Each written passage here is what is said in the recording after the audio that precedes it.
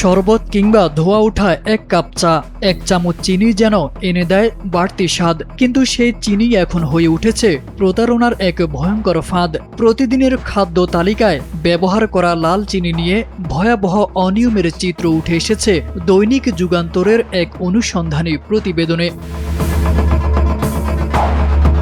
প্রতিবেদনে বলা হয়েছে, সাধারণ মানুষদের আকৃষ্ট করতে বেশি লাভের আশায় অসাধু চক্র নিম্নমানের চিনি এবং চিনিতে রাসায়নিক রং মিশিয়ে বাজারে বিক্রি করছে। সাদা চিনির সঙ্গে লাল বা গাঢ় বাদামি রঙের কেমিক্যাল মিশিয়ে কালার করছে এই সিন্ডিকেট চক্র, যা আখের লাল চিনি নামে পরিচিত। এই চিনিতে রয়েছে ক্ষতিকর রাসায়নিক কেমিক্যাল এবং শিল্প কারখানায় ব্যবহার করা রং, যা খাবারের মাধ্যমে সরাসরি মানব দেহে প্রবেশ করছে।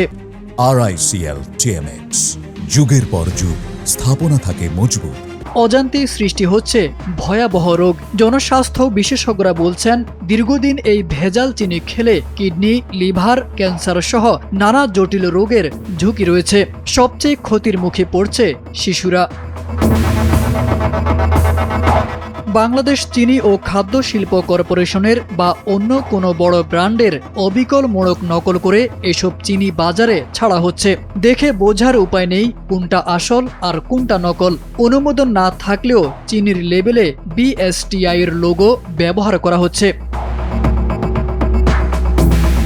সরকারি রেট ধরে প্যাকেটের গায়ে খুচরা বিক্রয় মূল্য 130 থেকে 135 টাকা থাকলেও ভোক্তা পর্যায়ে প্রতি কেজি ভেজাল চিনি 170 থেকে 200 টাকা বিক্রি করা হচ্ছে, যেখানে খুচরা বাজারে সাদা চিনি মিলছে 100 থেকে 110 টাকায়। এই ভেজাল চিনির প্রমাণ হাতে নাতে ধরে জাতীয় ভোক্তা অধিকার সংরক্ষণ অধিদপ্তর সহ একাধিক বাজার তদারকি সংস্থা।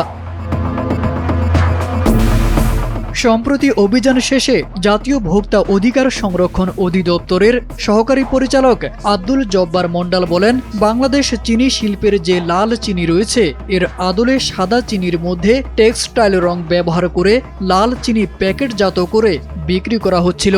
এসব চিনি যদি কোনো মানুষ খায় তাহলে ক্যান্সার বা কিডনির ক্ষতি হতে পারে। এসব ক্ষতিকর চিনি বিক্রি করা আইনত দণ্ডনীয় অপরাধ। তারেক আজিজ খান, NPB।